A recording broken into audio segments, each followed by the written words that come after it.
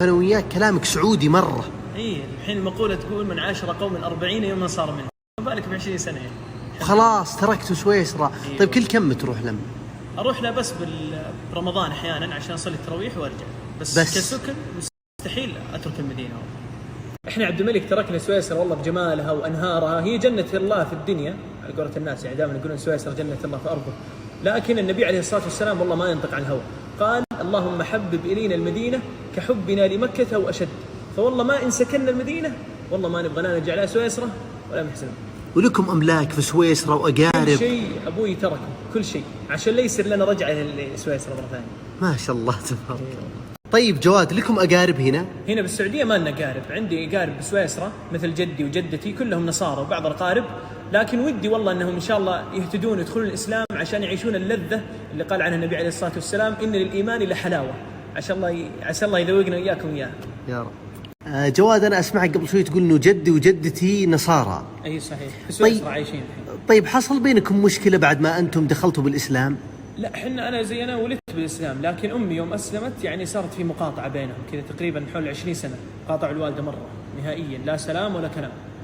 جدك وجدتك؟ إيه لين قبل 5 سنوات تقريبا الحمد لله رجعت الأمور.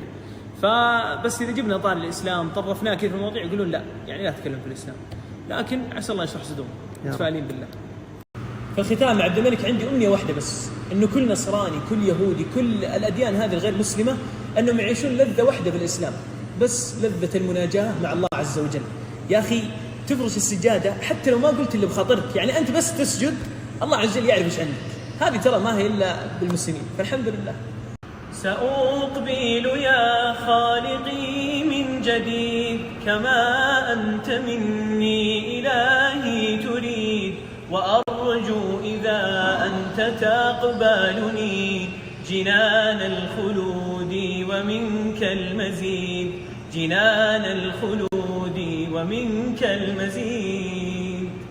أنا حطيت سنابك. الله يسعدك. ويا حظ اللي يبي يتابعك. شرف لي والله. وجه سمح. الله يسعدك. اي والله اي والله. يا والله بشوفتكم معرفتك يا الله يبيض وجهك. ها جواد. بيه هلا والله عبد الملك. بالله الأرض ذي ما تسوى سويسرا وجنات الدنيا إلا والله. وهالمنظر الحلو. إلا والله. يا أخي الحمد لله والله يحفظنا بالمدينة يا أخي. اللهم لك الحمد. عبد الملك هذه المنطقة هنا نكشاتها مختلفة عن الحرم كله. هنا كان في بير للصحابي أبو طلحة الأنصاري رضي الله عنه، أول ما أنزل الله عز وجل لن تنالوا البر حتى تنفقوا مما تحبون، تصدق بهذا البئر لله ولرسوله. كان النبي عليه الصلاة والسلام يستعذب معه لن تنالوا البر حتى تنفقوا مما تحبون، مو بأردى شيء عندك تعطيه للفقراء، لا أفضل شيء تعطيه للفقير.